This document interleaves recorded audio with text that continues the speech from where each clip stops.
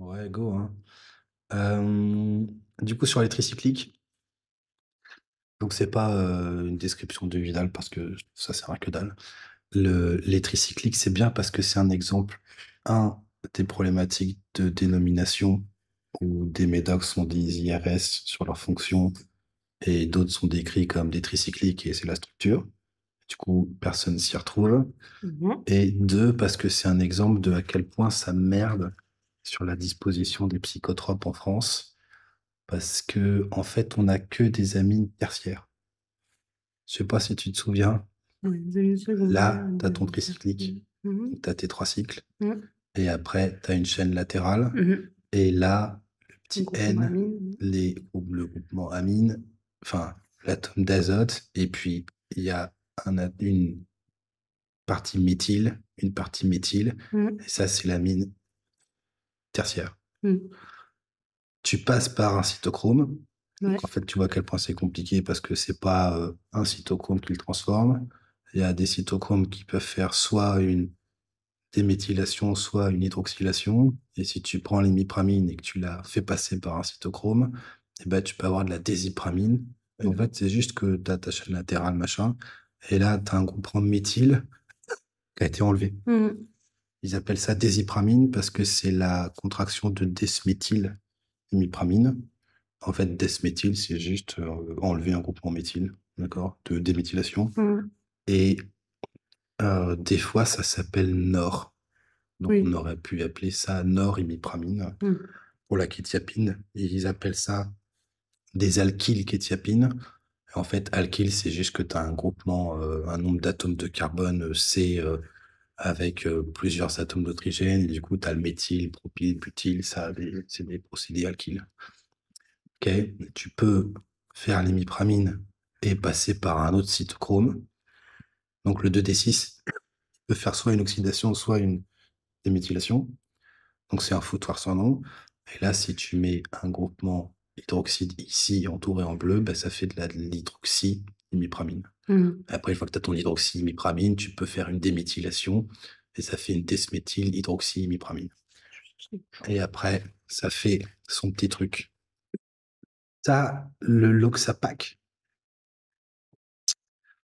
Et en fait, t'as la loxapine. Et on est d'accord, c'est un neuroleptique. C'est un sérotonine dopamine antagoniste. Ouais. Les doses utilisées pour être antiproductif avec la loxapine, elles sont autour de, 20. bah ouais, 20-50 mg et t'as 80%, 70% des deux récepteurs bloqués dans la voie mésothalamique. Donc, quand en France, tu fous 300 mg de Lexapro pour être sédatif, t'es sous bithérapie, en fait. T'as un antipsychotique et Mhm. t'as un antidépresseur. Parce que Ouais, l'Oxapac, il va transformer en amoxapine. L'amoxapine, c'est un antidépresseur tricyclique qui a une activité D2 bloquante. Et c'est une dibenzodazépine. En fait, c'est pas un tricyclique, c'est une dibenzodazépine. Donc là, c'est là où il y a les frontières des nomenclatures se Mhm. choquent, comme dans le DSM, tout est fou. La loxapine, tu peux faire soit une hydroxylation, et ça peut se faire sur l'atome de carbone en position 8 ou en position 7. Donc ça fait 7 hydroxyloxapine ou 8 hydroxyloxapine. Et une fois que tu as ça, tu peux faire une déméthylation et ça fait une hydroxynorloxapine ou une hydroxyamoxapine. En fait, l'amoxapine, c'est juste de la loxapine à laquelle on a enlevé un atome de carbone, un groupement Mhm. méthyle. On appelle ça amoxapine, mais on aurait pu appeler ça norloxapine, Mhm. desméthylloxapine, désalkylloxapine, enfin, machin, machin. Donc moi, il y avait le labo qui venait et puis qui était tout content de dire ah, le Loxapac, vous connaissez les quatre métabolites et tout. Oui, on les connaît. En fait, Mhm. il y en a même cinq et il y a un tricyclique. Et donc, quand on était en HP, on s'était amusé à faire les dosages plasmatiques de patients sous Loxapac pour voir s'il y avait de l'amoxapine. Et il y avait de l'amoxapine partout. Mhm. Et il y a des patients qui vont juste mieux quand on arrête de leur foutre des tricycliques au milieu de la phase maniaque. Donc, Ouais. c'est le petit. Moi, c'est ma petite préférée. Ça. Mhm. Euh, L'imipramine, à la base, en fait, il y avait la chlorpromazine et ils ont cherché un autre, neuroleptique. Et donc, pourquoi je tousse encore? Et donc, ils ont essayé de tripaturer la chlorpromazine, le thorazine, là, et ils ont trouvé l'imipramine. Et sur la dépression, c'était bien, parce qu'ils s'en sont rendus compte. Alors que sur le côté antipsychotique, bah, c'était un peu pourri. Donc, en fait, c'est une découverte au pif de quelque chose, mais ça marchait suffisamment pour qu'ils se rendent compte que ça marche. Ce que tu pourrais pas faire aujourd'hui, Mhm. d'accord?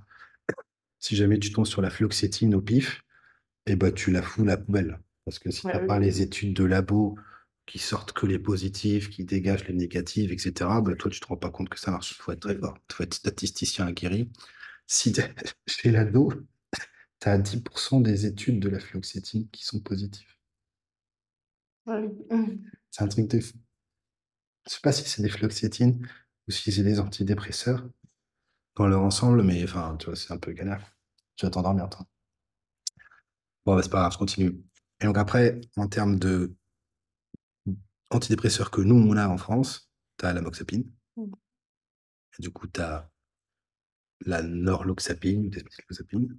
Tu as l'amyltryptyline et donc la desméthyltryptamine. Non, mais Tryptamine. l'amoxapine, on l'a pas en forme On l'amoxapine. n'a pas, non, faut balancer du Loxapac. Oui, c'est ça. Donc, on n'a pas l'amoxapine. Tu as la clomipramine et la norclomipramine, mais en fait, tu n'as pas de norclomipramine, tu n'as pas de nortriptyline. Tu as ça, tu as l'amine secondaire que si tu prescris l'amine tertiaire. Oui, c'est ça. D'accord? Et tu as la maproptyline qui est le ludiomyl. Vous avez ça? J'ai pas entendu. Ludiomyl. Tu as la maproptyline Là. qui est le ludiomyl. Ah, Maproptyline. je connais pas. Tu connais pas? Et bah, c'est un machin. Mais c'est pas que c'est même pas que c'est mauvais en fait, hein, c'est que bah, tu peux avoir ça, quoi. Tu vois, c'est pas déconnant. C'est un tétracyclique, pas c'est 4 cycles, mais c'est un tricyclique en termes de mécanisme d'action, parce que c'est la chaîne latérale qui décide aussi comment ça se passe. Ok.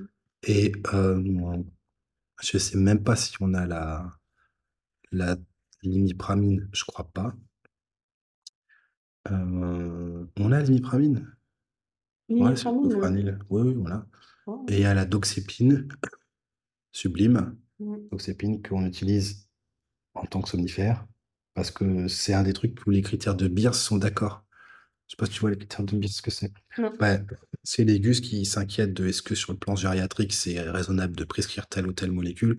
C'est Mhm. pas que pour la psychiatrie, et l'ensemble des médicaments. Et la doxépine faible dose, c'est antihistaminique et quasiment que ça. Donc Mhm. en fait, ils aiment bien ça, les gériatres. Donc ça fait partie des rares molécules que tu peux prescrire qui sont acceptées par les critères de Beers avec la mélatonine. Je croyais que les antihistaminiques, c'était confusogène. Bah, ça peut toujours être confusogène. Après, c'est juste Oui. en moyenne, est-ce que tu mets ça ou pas? Ok. Les critères de Beers pour le sommeil chez la personne âgée, tu as ça, tu as la mélatonine, Oui. malgré tout, hein. Moi qui marche plutôt bien, moi, je trouve, hein, chez les Bah, personnes âgées. franchement, et tu as les dualorexines antagonistes, là. Mhm. Donc, Borexan, Suvorexan, Mais quoi, nous, on n'a pas. Daridorexan, que nous, on n'a pas, qu'on va bientôt avoir parce que visiblement, c'est dans les clous, là. Mhm. Mais voilà.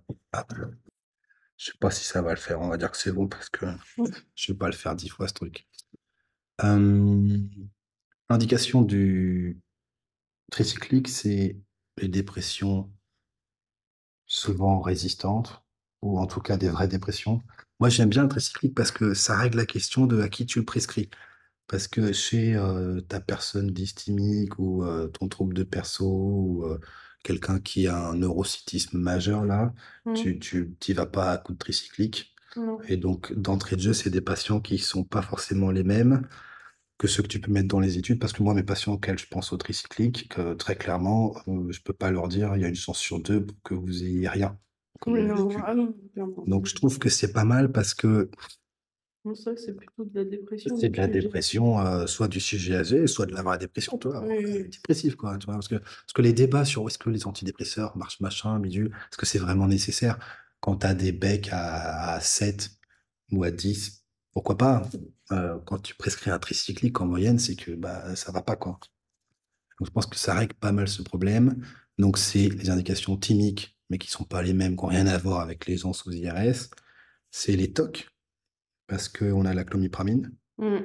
On est d'accord, ce qui fait que tu choisis un tricyclique, c'est pas plouf plouf, c'est quelle est l'amine tertiaire, quelle est l'amine secondaire. La clomipramine, c'est très sérotoninergique. C'est le tricyclique le plus sérotoninergique. Donc, tu le mets pas avec un IMAO, pas mal se passer, mais tu mets pas du Laroxyl dans les tocs. Mmh. La mitriptyline, ça marche pas.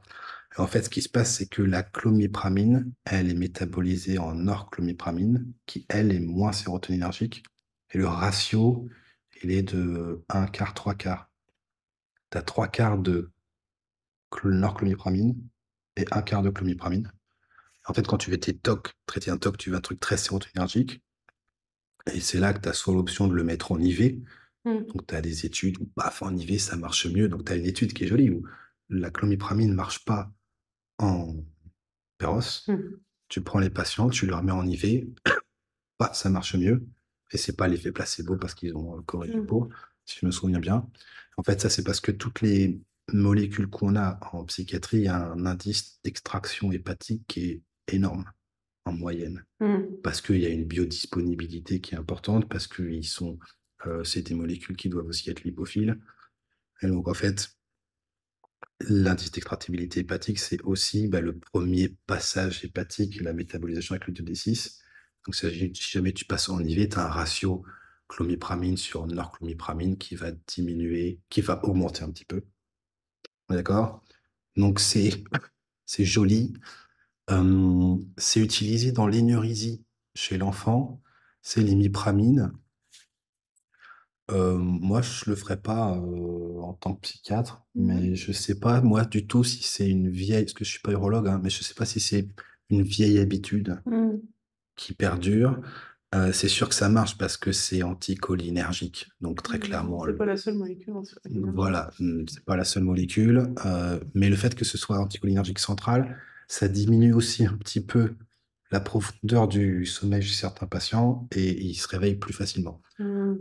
Bon, moi, honnêtement, mon fils fait de l'énurésie. En moyenne, la mesure, C'est pas ça qu'ils mettent en c'est moyenne. attendre. Et puis après, il y a des mesures comportementales pures. Et Mmh. puis, si on s'en sort pas, tchac, tchac, tchac, tchac. Mais s'il faut, entre la desmopressine et l'imipramine, mais bon, c'est pas notre Mmh. sujet. Mais c'est plutôt la Ouais, desmopressine qui met. c'est pas mon sujet. Pour l'insomnie, ça marche bien. Et donc, c'est 3 à 6 milligrammes, hein. Tu peux Mmh. faire 10, tu peux faire 20. Et puis après, là, ça commence à être sérotoninergique, c'est pas très bon. C'est noradrénergique et donc tu peux t'en servir dans le TADA. Alors là, c'est genre la misère complète, la duloxétine n'a rien fait, je sais pas quoi, mais ça peut marcher dans le TADA, tu as des papiers. D'accord. Donc en fait, je pense moi là l'important c'est pas de se dire je fais mon algorithme et à la fin il y a de la clomipramine, c'est plus c'est pas de la clomipramine, c'est plutôt du Laroxyl dans le TADA parce que c'est plus noradrénergique. Et deux, c'est plus si tu fais un tir groupé, tu vois. T'as un patient, il est dépressif, tu penses qu'il y a un peu de TADA, la fluoxétine n'a rien fait, et il a des comorbidités de douleurs nociplastiques, là, et puis tu te dis, bon, je fais d'une pierre trois coups, boum, Mmh. ok? On le reverra, mais c'est bien. Hum, il y a des papiers où ils mettent la clozapine entraîne de la l'hypersialurie, et le tricyclique le plus anticholinergique, c'est la mitriptyline.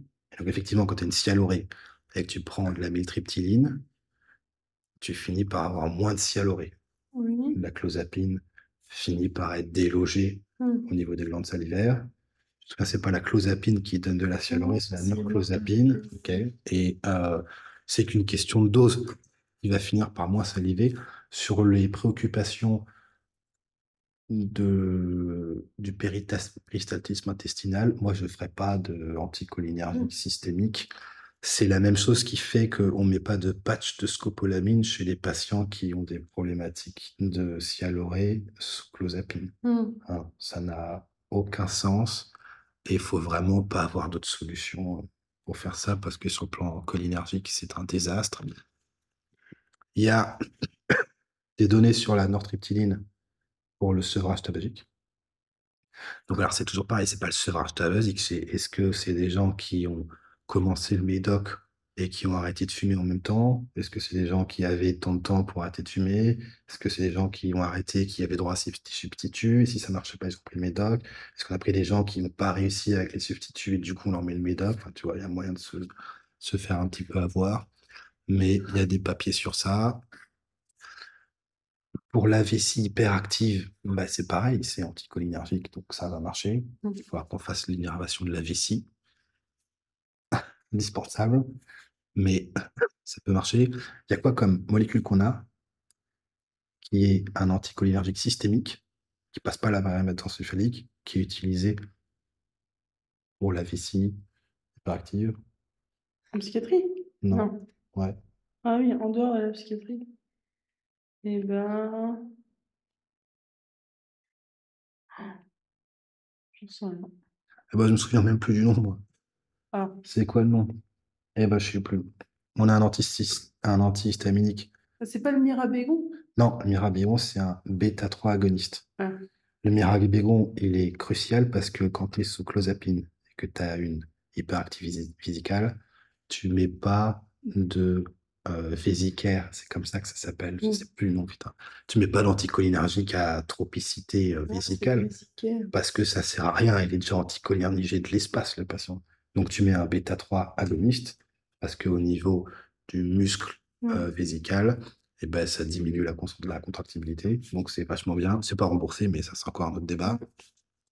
En fait, celui qu'on a qui est systémique et qui n'est pas central, c'est l'acétyrésine. En fait, l'acétyrésine, c'est le métabolite actif de l'hydroxysine. Et donc, là, il faut s'accrocher. Tu mets 20 mg d'hydroxysine à ton patient et tu te dis, allez, je vais doser. Quel est le ratio d'hydroxysine et le ratio de cétirizine plasmatique? Et tu vois très rapidement que la concentration de cétirizine est plus élevée que la concentration d'hydroxysine. Comment ça se fait? Je sais pas. Quel est le mystère? Eh ben, c'est parce que le volume de distribution de l'hydroxysine, il est plus important parce que ça va aller dans le gras, dans le cerveau, alors que l'autre, il est hydrophile et qu'il ne va pas aller dans le cerveau, pas dans le gras, et donc le volume de distribution est moindre. Ok. Donc c'est pour ça que tu peux filer à quelqu'un de l'atarax et en fait, ça marche moins bien que si tu lui files de l'acétyrésine. C'est pas possible. Donc ça répond à la question, c'est quoi ces patients qui sont sous kétiapine et qui ont quand même de l'urticaire? Parce que c'est plus compliqué. C'est pas beau? Oh là là là, ça me donne le frisson.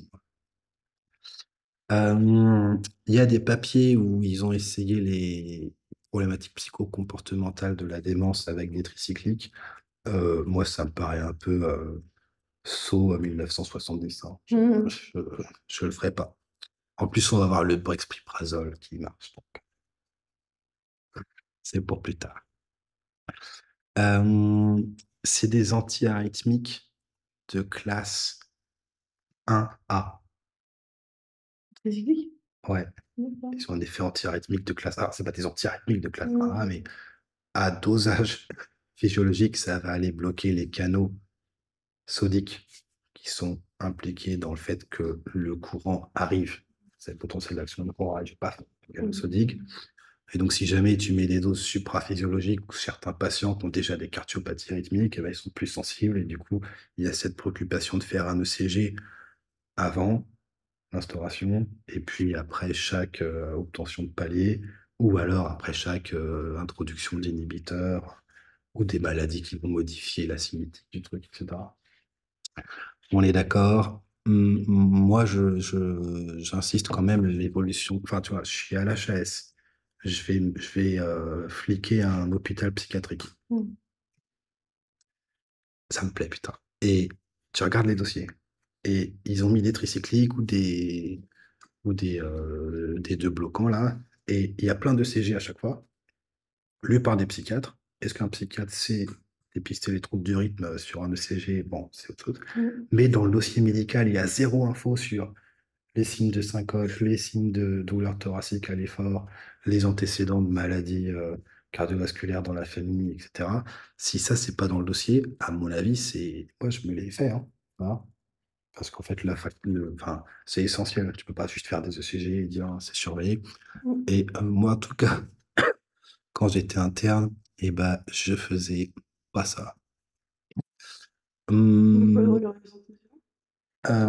bah, je demandais pas à tous les patients dans votre famille, est-ce qu'il y a des antécédents de maladies cardiovasculaires, à savoir une HTA, des lipothymies, des décès précoces, spontanés, tu vois. Voilà, C'était pas moi systématique, moi, non, hein. c'était pas systématique, mais par contre, dès qu'on avait un ECG douceux, souvent l'interne de cardio nous demandait ça. Ouais, mais en fait, c'est pas dans ce sens-là que ça se fait, Mmh tu mh. vois. J'ai mon truc, et là, bah, je m'affole, tu vois. Mmh. Et en fait, si j'ai des antécédents de mort subite ou à l'effort, machin, ben, j'envoie le CG à la cardio, hein. Ah oui, Parce que, tu vois, le syndrome de Brugada à oh là là, l'ECG, bah non. faut être Si, fort, hein. C'est pas très fréquent. Le lithium donne pas un Brugada d'ailleurs, hein. mmh, Tu viens pas Brugada avec le lithium, mmh, mais enfin, c'est la clinique prévaut là sur l'ECG, hein, de façon très claire. Surtout s'il est lu par des psychiatres, hein. mmh, Moi, je vais peut-être faire le DU et mmh. l'ECG. Ça, on ne sait pas comment ça marche parce que, en fait, on sait que ça bloque la NET, ça bloque la CERT. C'est antihistaminique, c'est anticholinergique, c'est alpha bloquant. Mais ça, on en avait parlé, c'est la façon dont les cellules communiquent entre elles. Mmh. Et on n'a pas la moindre foutue idée de ce qui se passe derrière. Mmh. C'est des seconds messagers, machin. C'est pas vraiment qu'on n'a pas la moindre foutue idée, c'est que un, les tricycliques, il n'y a plus de fric à se faire. Et donc, les études à faire sur ça, elles sont compliquées et ça prend du pognon. Et deux, quand tu fais des présentations de pharmacos, quand tu commences à sortir des seconds messagers, machin, les psychiatres, ça les fait chier. Mmh. Ils comprennent rien, c'est imbitable. Ouais. Et du coup, c'est beaucoup plus sexe de se dire on augmente la sérotonine synaptique, là. Mais c'est vraiment le message, ce qui se passe après, c'est ça qui compte. Et on ne sait pas grand-chose. Mmh. Donc, tu peux pas remplacer, enfin, tu vois, juste les récepteurs, tu les additionnes et paf, c'est un fait tricyclique. Ça marche pas du tout. L'effet euh, de l'antalgie des tricycliques, c'est soit médié par le côté canaux sodique bloquant, soit médié par le fait que, tu sais, tu as ta douleur nociceptive, et quand tu as mal, parce qu'il y a une lésion, une agression tissulaire, et bah, je mets de la morphine, j'ai moins mal. Il n'y a Mmh. aucun doute que ça marche. Si j'ai mal et qu'il n'y a rien, le signal de la douleur, il va de mon bras, il passe dans la moelle, il va vers le haut, ça arrive au niveau du cerveau, et il y a une bifurcation, et c'est un mélange de signal qui est traité au niveau de la zone de l'humeur et au niveau du thalamus pour la douleur de mémoire. Et donc, il y a une part psychologique, organique, si tu me passes l'expression, Mmh. entre quand on a mal. Et donc, il y a une relation bidirectionnelle entre la dépression et la douleur. Plus les gens sont déprimés, plus ils ont mal. Et à force d'être Mmh. douloureux, tu finis par avoir des problématiques dépressives qui sont environnementales et neurobio. Mmh. Il n'y a pas de... Et donc, en fait, l'effet antalgique des tricycliques, il est situé au niveau de la moelle parce que il va y avoir cette ascension des fibres nerveuses qui vont aller transmettre la douleur. Et c'est pas impossible que la noradrénaline à ce niveau-là, ça ait un effet un peu antalgique. Et donc, c'est une douleur qui est centrale. C'est pas une douleur que tu peux voir avec une lésion. Et donc, on appelle ça une douleur nociplastique. C'est tout ce qui est fibromyalgie, etc. C'est vachement intéressant, je trouve. Tu es obligé de faire un peu de fibromyalgie parce que sinon, Ah oui. tant que psychiatre, tu fais n'importe quoi, je pense. Euh, la sérotonine, à ce niveau-là, au niveau du relais entre les voies ascendantes algiques et de la moelle, et ben, c'est pas clair ce que ça fait. Il y a des fois où ça augmente la douleur, il y a des fois où ça diminue la douleur, il y a des fois où ça fait rien. Donc, tu as des patients qui vont dire, oh là là, et sous séroplex, j'ai beaucoup moins mal. C'est Mmh. possible, c'est Mmh. parfait. Il y a des gens qui vont te dire: «C'est pire, j'ai encore plus mal qu'avant». C'est possible, Mmh. pas forcément des emmerdeurs. Donc faut avoir l'idée que c'est un des mécanismes présupposés, en tout cas de la du fonctionnement.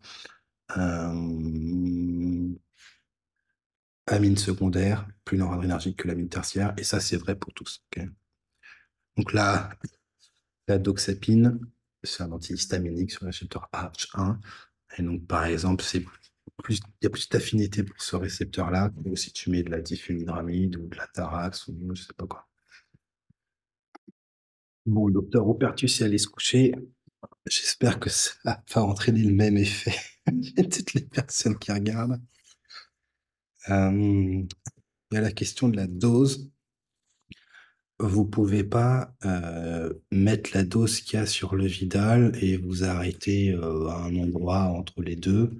C'est, scientifiquement incorrect et donc je pense honnêtement que toutes les formations pharmaco où ils vous mettent la dose du Vidal, lors de la présentation et qu'ils reviennent pas dessus, vous pouvez, ne pas vous abonner, pour la suite et économiser de l'argent. Les doses, elles sont dans le Vidal, hein. Elles sont accessibles à toutes, c'est pas très intéressant.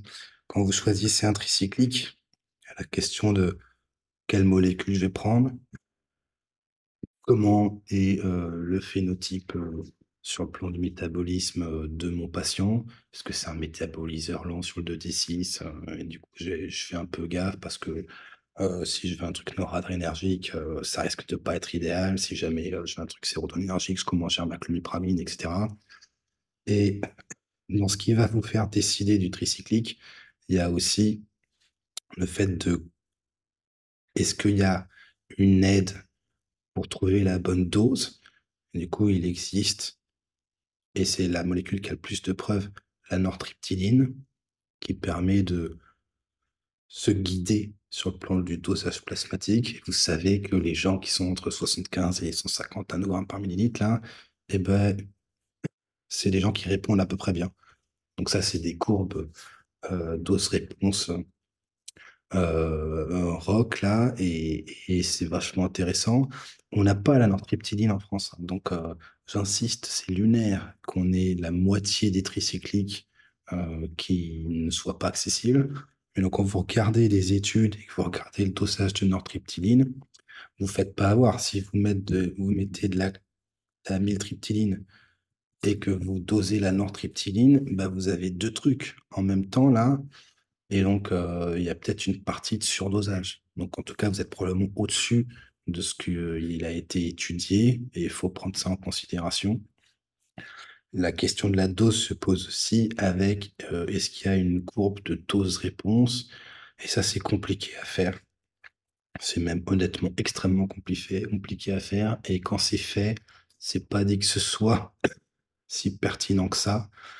Je pense que il faut que ce soit une aide, mais ça peut pas non plus être une bible. L'exemple le plus, parlant là, c'est la l'olanzapine qui était vendue, enfin mise en avant comme ayant une courbe de dose-réponse linéaire et qui ne s'arrête pas, là où d'autres, sérotonine D2 bloquants ont une courbe en cloche, où plus vous en mettez, bah, moins ça finit par marcher parce qu'il y a des effets secondaires qui arrivent et en fait, bah, les dernières études qui sont sorties, en tout cas l'analyse en prenant en compte les dernières études qui sont sorties, ont montré une courbe un petit peu en cloche de la même façon. Donc il faut faire assez gaffe quand on met, il y a une, courbe dose-réponse, souvent c'est plus, entre quel dosage plasmatique, entre quelle valeur plasmatique en termes de concentration, est-ce qu'on est sur quelque chose de linéaire et à partir de quel moment ça commence un petit peu à à s'infléchir. Hem, il y a la question de la façon dont vous délivrez le truc, c'est très hypotensif et il y a des patients où vous êtes inquiet de la capacité de leur système nerveux autonome à réagir à des diminutions, de pression et donc à avoir la tachycardie et la vasoconstriction réflexe quand ils, se mettent debout et donc plus vous avez de tricyclique dans le sang, plus vous risquez de faire des problématiques de chute de tension et donc quand vous mettez ça chez quelqu'un d'âgé, chez quelqu'un qui a des bêta-bloquants, qui a d'autres facteurs de risque, de problématiques hypotensives, excusez-moi, ou des personnes qui ont d'autres raisons d'être hypotendues avec, je sais pas moi, des problématiques alimentaires restrictives, etc. Et ben, vu que c'est ça qui vous inquiète, vous faites en sorte que le pic plasmatique soit le plus bas possible et donc vous espacez les doses. Parce que si vous mettez matin, midi, goûter soir, ben, il y a un pic plasmatique qui est moindre que si vous mettez ça le matin ou si vous mettez ça au coucher. Et donc là, la question, c'est à partir de quel moment. Et donc, si vous, finalement, la question, c'est quelle est la problématique? S'il y a une problématique de sédation, bah, vous voulez le donner le plus tard possible. S'il y a une problématique de pic plasmatique qui entraîne des effets secondaires, quels qu'ils soient, et ben, ça se met sur plusieurs fois. Et puis après, vous consolidez la dose le soir ou au coucher au fur et à mesure. Je dû changer de place, le nouveau-né s'est réveillé là, méfiez-vous. Sur le plan de la pharmacocinétique, il y a un premier effet de passage hépatique qui est considérable, donc ça on en a parlé. Ce que vous n'avez pas si vous le donnez en intraveineux, il y a une lipophilicité importante, donc ça passe dans le tissu cérébral et c'est aussi la concentration et aussi au niveau du tissu myocardique. Et c'est très lié aux protéines plasmatiques et ça c'est essentiel, je pense que c'est un truc qui passe parfois complètement à l'as.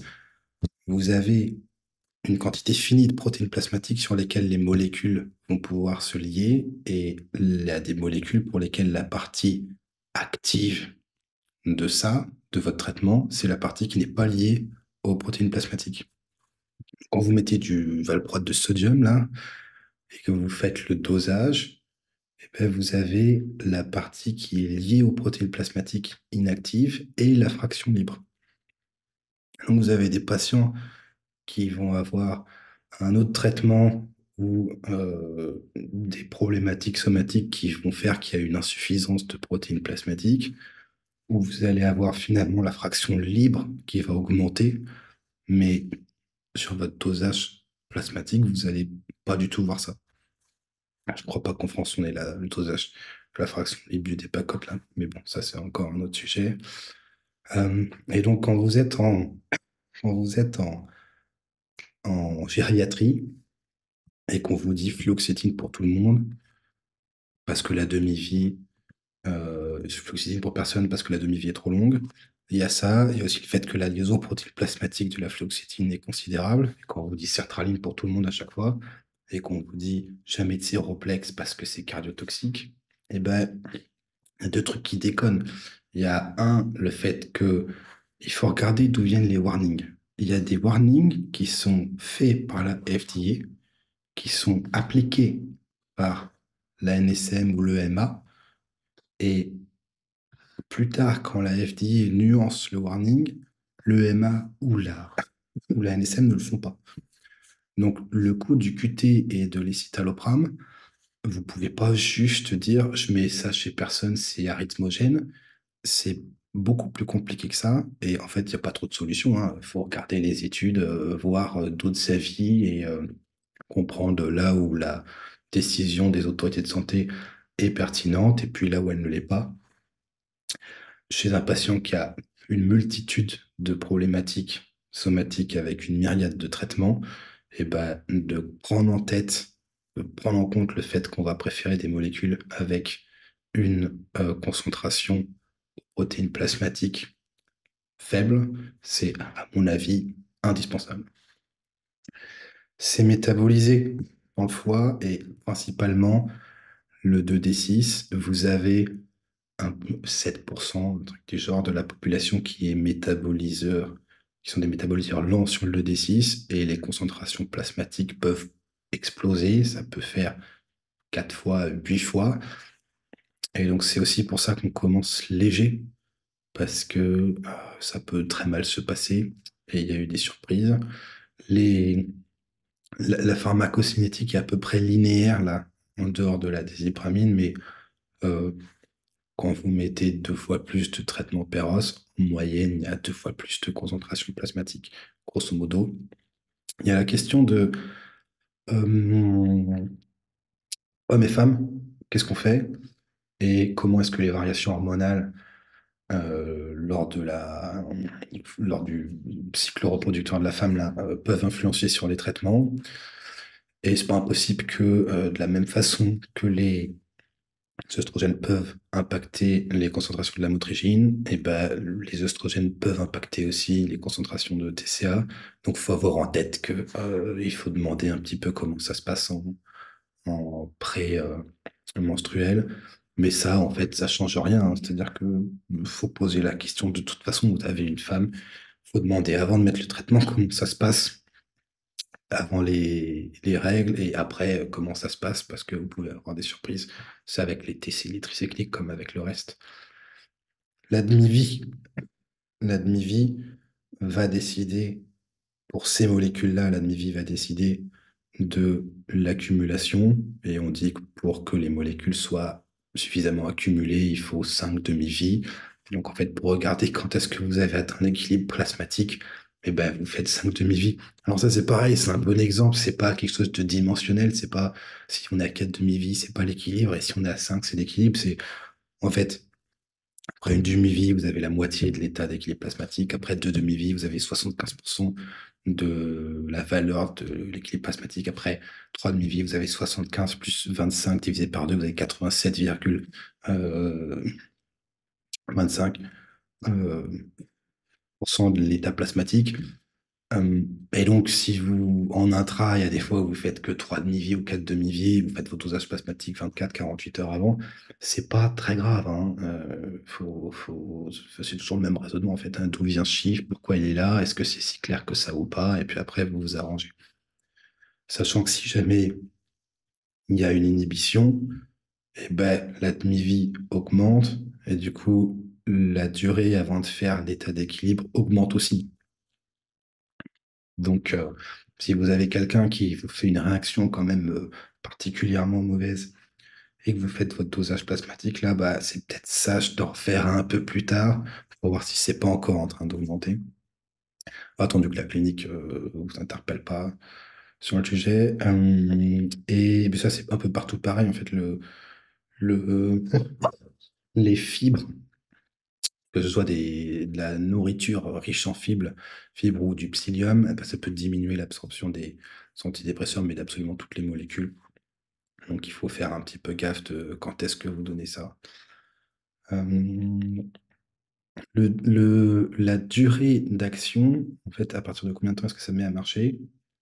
Eh ben, si vous connaissez la pharmaco du produit, vous savez à peu près comment ça va se faire. Et donc vous savez dire que les effets antihistaminiques, ils sont rapides, donc c'est sédatif le moment où vous le prenez. Vous savez dire que les effets anticholinergiques, ils vont être plus ou moins lents au début, mais ça peut s'accumuler très vite. Vous allez savoir que les différentes manifestations noradrénergiques et sérotonergiques peuvent se faire tout de suite, que l'effet analgésique, eh ben, il est quand même un petit peu plus lent, on est plutôt sur 3 semaines, et que l'effet antidépresseur, eh ben, marche au bout d'une semaine, en fait, hein, les antidépresseurs. Dans les RCT, comparé au placebo, c'est plutôt 2 semaines. Mais les antidépresseurs, quand c'est dans les RCT, c'est pas comme chez nous. Et donc, moi, quand je le prescris, c'est pas ça qui m'intéresse. Là, ce qui m'intéresse, c'est le placebo. Quand dans les RCT, au bout de combien de temps ça marche? Et ben, la première semaine, le placebo et l'antidépresseur chutent énormément dans toutes les études.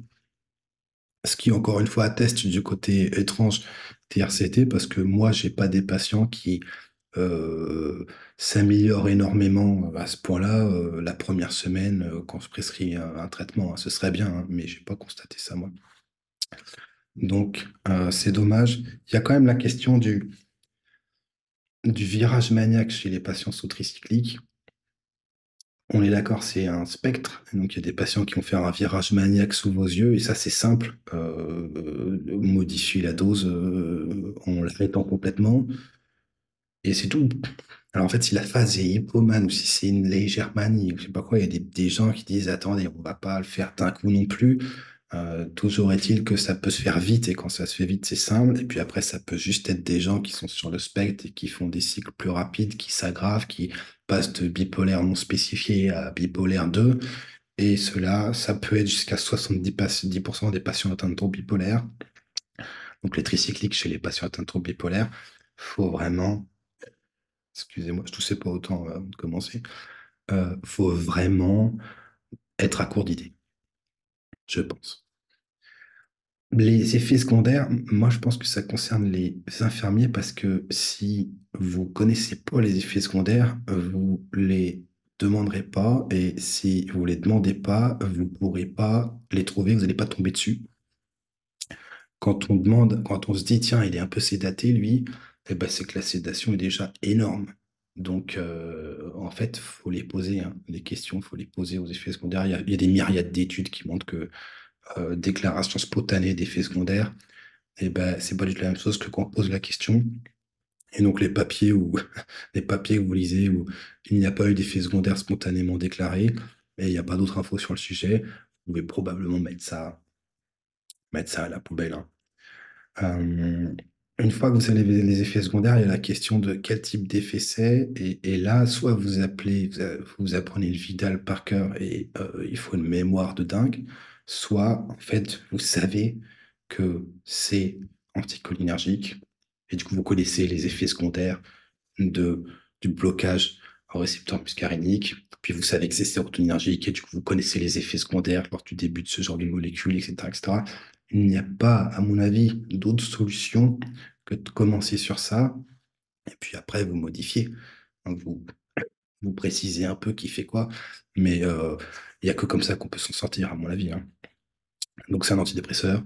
Donc, il y a des patients qui peuvent être euphoriques, il y a des patients qui peuvent être plus anxieux, il y a des patients qui peuvent être plus hostiles. Il y a énormément de choses. Moi, je ne vais pas tout vous faire absolument toute la liste. Il y a les dyskinésies tardives qui peuvent survenir, un, avec les antidépresseurs, quels qu'ils soient, deux, avec les tricycliques, et trois, plus particulièrement avec la moxapine, parce que c'est celui qui est dérivé de la loxapine, vous vous souvenez, donc il a une activité dopamine bloquante dans la voie mésolimbique, mais aussi dans la voie nigrostriée, et donc c'est pourvoyeur, la dyskinésie tardive. Il y a la question des dyskinésies tardives sous anticholinergiques qui n'est pas du tout tranchée. Donc, je pense qu'il est faux de dire que ça protège ou ça aggrave ou ça masque. En fait, je pense qu'on n'en sait pas assez. Il y a le fait que ça peut donner des acouphènes. C'est moins fréquent que avec les autres sérotoninergiques, mais vu qu'on est sur des patients qui ont des problématiques de douleur centrale, et ben, ils sont de base plus à risque aussi. Donc, il faut quand même avoir ça en tête, à mon avis. Il y a les effets anticholinergiques. Donc, ça, c'est le blocage des récepteurs muscariniques. C'est plus important si vous êtes chez des patients qui ont une santé cholinergique un peu plus fragile. Donc, avec le temps, le système muscarinique perd un peu de sa puissance. Donc, chez les patients âgés, c'est encore plus fréquent. Un problème omniprésent, c'est les personnes qui se plaignent de xérostomie de bouche sèche. Ça ne peut pas être laissé comme ça. Un, parce que c'est horrible. Deux, parce que c'est une cause d'arrêt des traitements. Et trois, parce que sur le plan de la santé bucco-dentaire, c'est un désastre. Donc en fait, ça doit être demandé et adressé tout de suite. Les gens qui disent faire de la médecine evidence-based doivent chercher les études sur le Farlem pour savoir si vraiment c'est si evidence-based que ça. Moi, honnêtement, j'ai pas trouvé grand-chose. On est un des pays avec le Japon à l'avoir sur le mécanisme d'action. On m'a enseigné que bon, ça c'est juste, ça stimule juste les glandes salivaires. C'est beaucoup plus compliqué que ça. Et donc, je sais pas que je le prescris pas, mais quand je le prescris, j'informe les patients du manque de données effroyable qu'on a sur le sujet. Et après, on prend la décision ensemble. Vous êtes sous clozapine, vous avez une hypersiolorée et il y a besoin d'anticholinergique au niveau local, il n'y a pas besoin d'une anticholinergie systémique. Et du coup, vous mettez de l'atropine ou du bromure d'ipratropium. Quand ça marche, c'est nickel. Donc là, c'est pareil.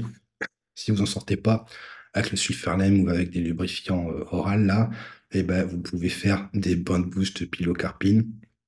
Donc, en fait, c'est le collier oculaire. Il faut bien faire le test avec les patients avant qu'ils déglutissent pas, mais il y a des papiers qui montrent que ça marche bien. Pour l'avoir fait, ça peut marcher. Et après, vous avez des chewing-gums sans sucre ou alors des chewing-gums avec du xylitol. Le chewing-gum au xylitol, c'est intéressant parce que, un, ça va faire qu'il y a un nettoyage mécanique au niveau de la sphère buccale. Deux, ça va stimuler les glandes salivaires parce que la mastication entraîne ça. Et trois, parce que le xylitol, c'est un sucre qui ne peut pas être métabolisé, ne peut pas être converti en énergie pour les bactéries qui vont proliférer parce qu'il y a une insuffisance de salive. Et donc, ça a un effet un petit peu antiseptique de cette façon-là. Donc, il y a plusieurs solutions, mais il faut que ce soit adressé. Sur les problématiques oculaires, il y a le fait que les gens peuvent avoir les yeux secs. C'est pas du tout pareil que le fait d'avoir une augmentation de la pression intraoculaire qui peut être complètement asymptomatique. C'est pas pareil que d'avoir des troubles de l'accommodation et de la vision. Et donc là, en fait, c'est pas de bol parce que faut se farcir les premières causes de troubles de la vision monoculaire, bioculaire et voir ce qui se passe. Mais donc ça peut précipiter ça.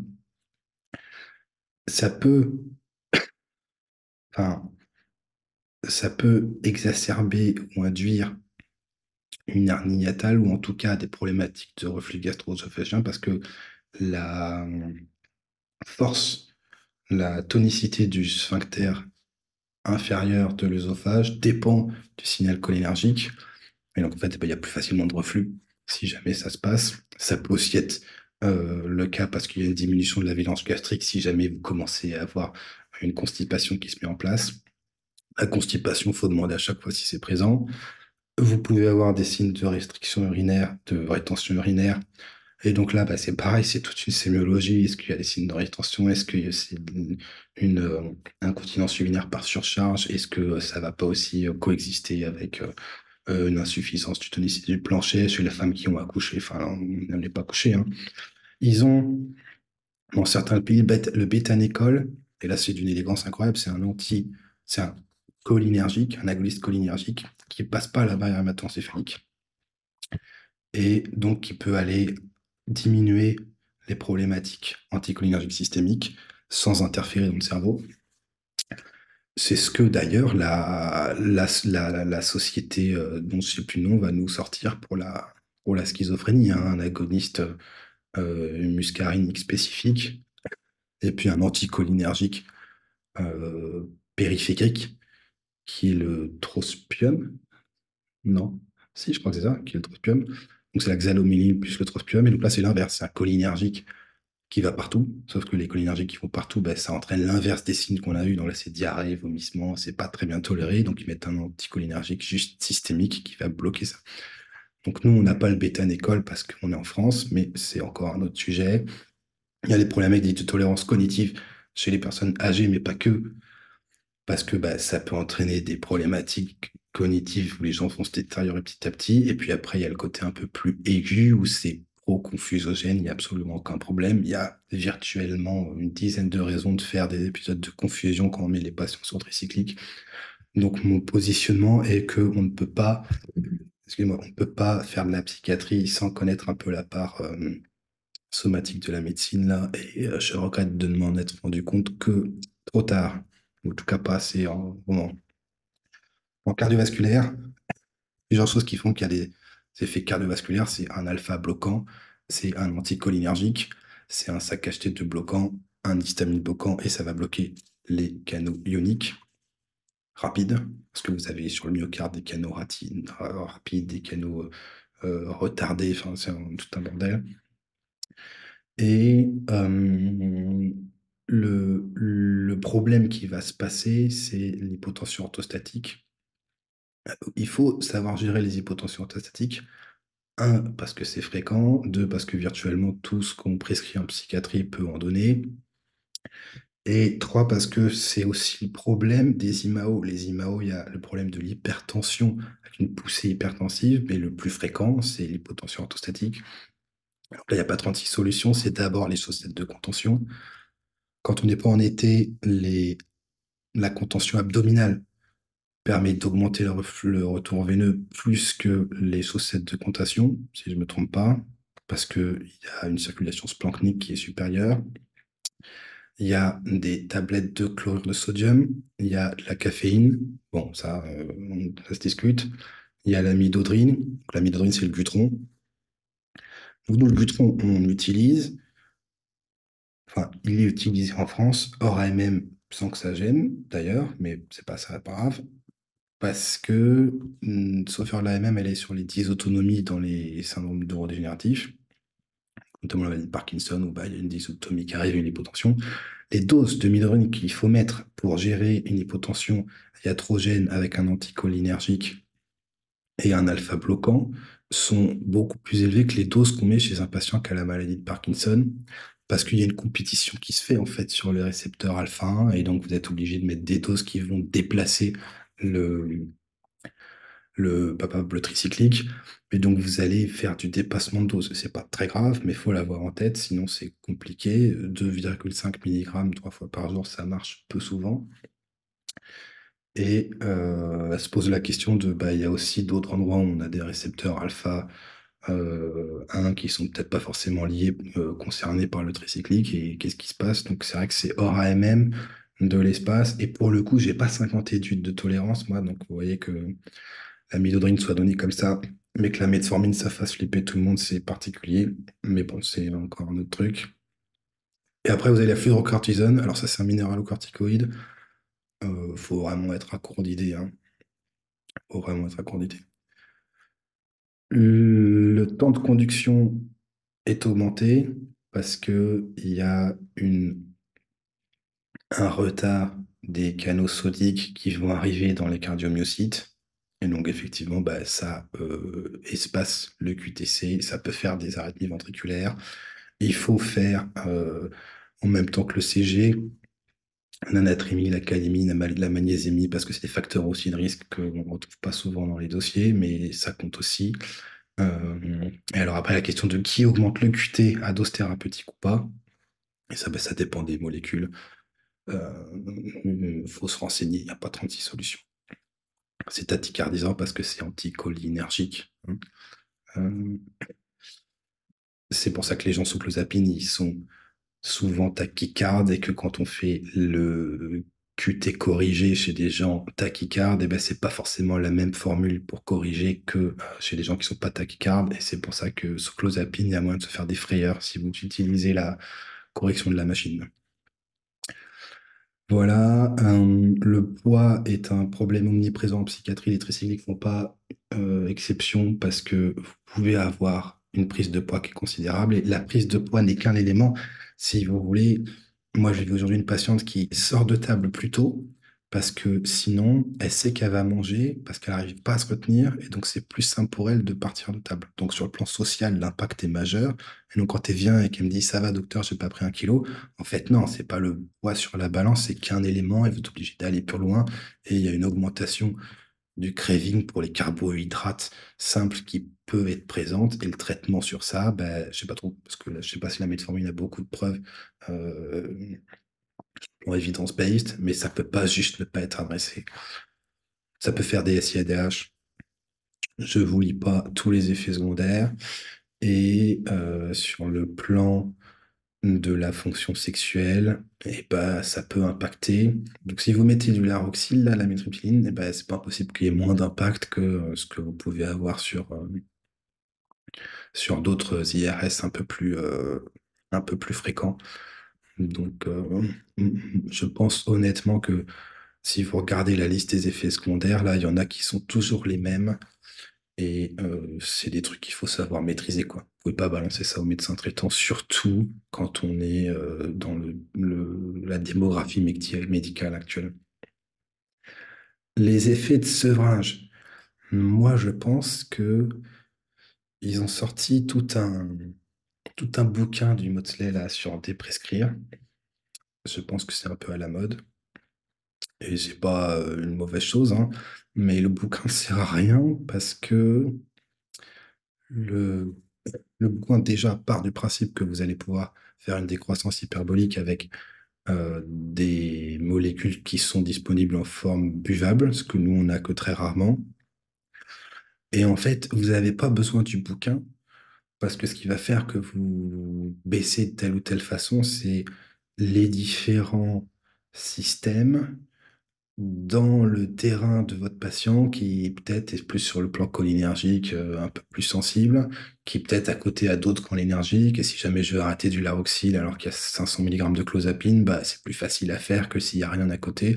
Et donc, en fait, c'est ce mélange d'attente du patient, d'ambiance sur le plan pharmaco, logique et le terrain somatique qui va vous faire décider de la façon dont vous le faites, la façon dont vous le faites.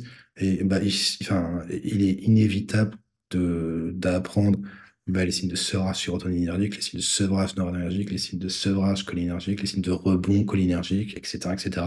Et puis vous adapter en fonction. Mais il n'y a pas d'autre solution pour pratiquer la psychopharmaco que de faire comme ça. Sinon, vous vous retrouvez à demander à des espèces de sites où bah, ils connaissent pas l'âge, ils connaissent pas l'état de vos systèmes autonomes là, et ils connaissent pas les autres traitements, etc. Des fois, vous faites des décroissances, mais en fait, c'est un switch, enfin, et vous vous en sortez pas. Vous vous en sortez pas, donc il n'y a pas 36 solutions. Vous ne pouvez faire que apprendre, expérimenter, à mon avis. Moi, je pense que c'est tout. Il y a là quand même la question de la toxicité.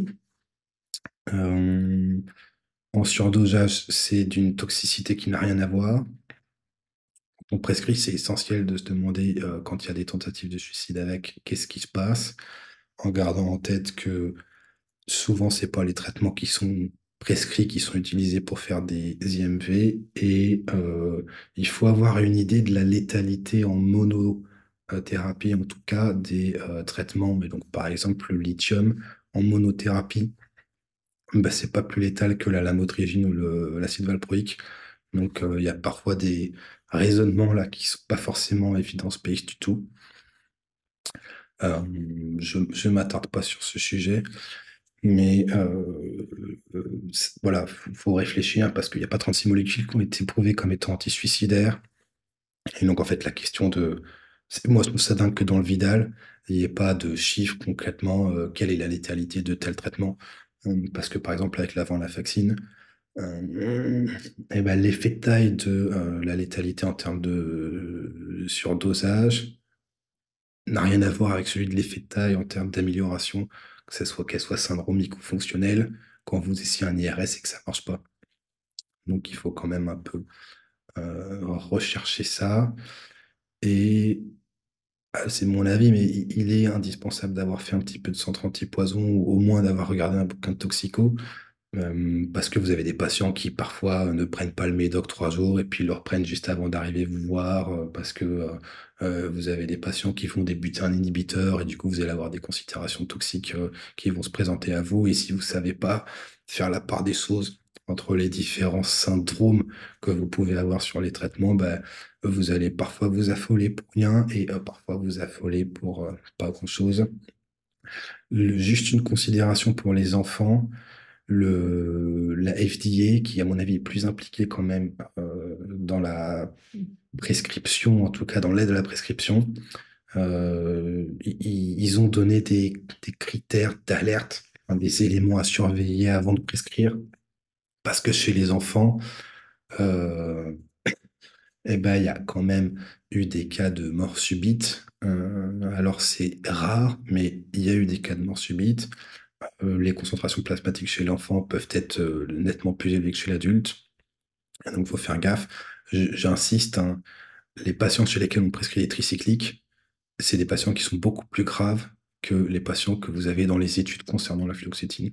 Donc, moi, je pense que c'est bien, ça se permet de se détacher un peu de cette psychiatrie sociétale qui n'est pas inintéressante, mais quand les gens vont très mal, et ben, base est moins forte, de fait, et c'est partout, hein, mais ça permet en tout cas de moins s'inquiéter parce que moi, très clairement, les gens qui sont sous tricyclique, c'est des gens dont le pronostic vital à moyen court terme n'est pas bon.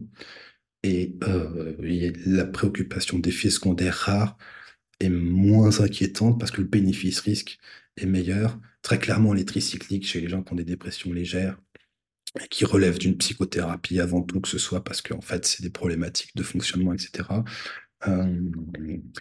Et ben, ça résout un peu plus la question, quoi. Donc voilà, je pense que c'est tout. J'espère que ça a marché correctement. S'il y a des questions ou des critiques, je prends.